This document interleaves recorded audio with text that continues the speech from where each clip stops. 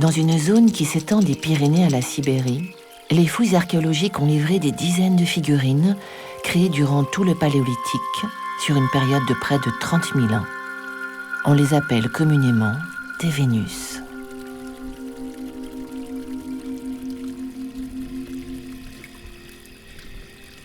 Ce sont de petites statuettes de corps féminin, en pierre, en ivoire, en terre cuite ou encore en bois d'animal. On ne sait quasiment rien de leur usage.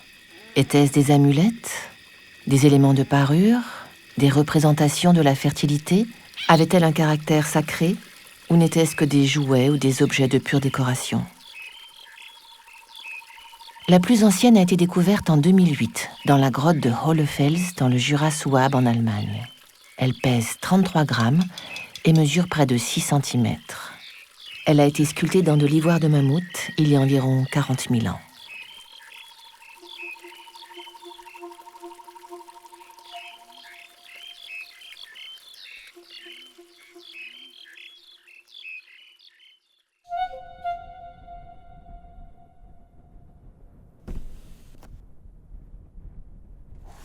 L'une des plus célèbres Vénus est cette figurine en ivoire conservée au Musée de l'Homme à Paris. Elle a été mise au jour dans une grotte à l'Espugue, en Haute-Garonne. Elle a 29 000 ans.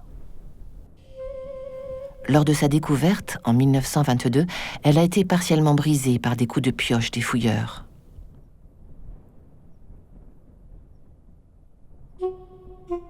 Un moulage de l'original a permis d'en créer une réplique exacte. Elle mesure près de 15 cm. Elle date de la période dite du Gravétien.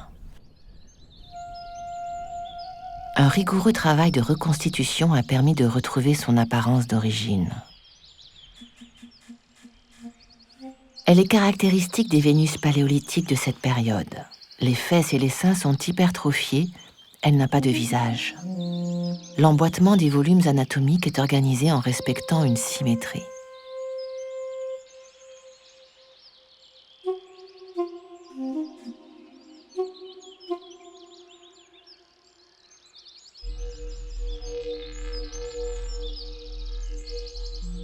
Comme pour une sculpture contemporaine, les formes qui se révèlent dans les volumes changent en fonction de la perspective selon laquelle nous la regardons.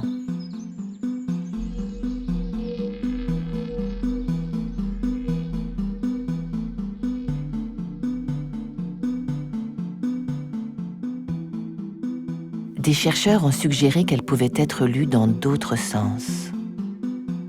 Lorsqu'on la retourne, les motifs visuels s'inversent et les lignes qui dessinaient les franges d'un pagne peuvent être vues comme une chevelure.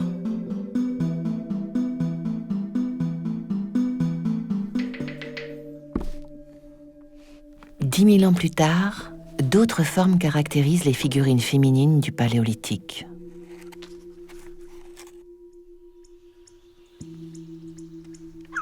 Celle-ci est également conservée au Musée de l'Homme. Elle a 17 000 ans. Mise au jour en 1864, dans l'abri sous roche de Lauge-Ribas, en Dordogne, c'est la première représentation humaine préhistorique à avoir été découverte.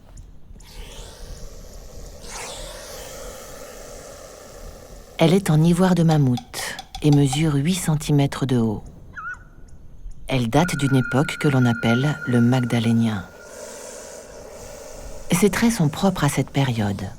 Mince, pas de poitrine, des cuisses filiformes, elle n'a pas de bras ni de tête.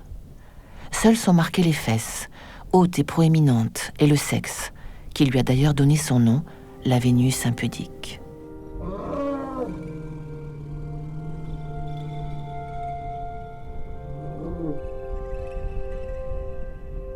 Regardez de profil, on y retrouve les lignes typiques des nombreuses silhouettes féminines gravées ou sculptées à la même époque sur des plaquettes en pierre, des galets ou les parois des grottes. Entre la Vénus de l'Espugue et la Vénus impudique, 12 000 ans se sont écoulés et beaucoup d'éléments les opposent. D'un côté, l'exagération de rondeurs disproportionnées, de l'autre, l'abstraction d'un corps schématisé.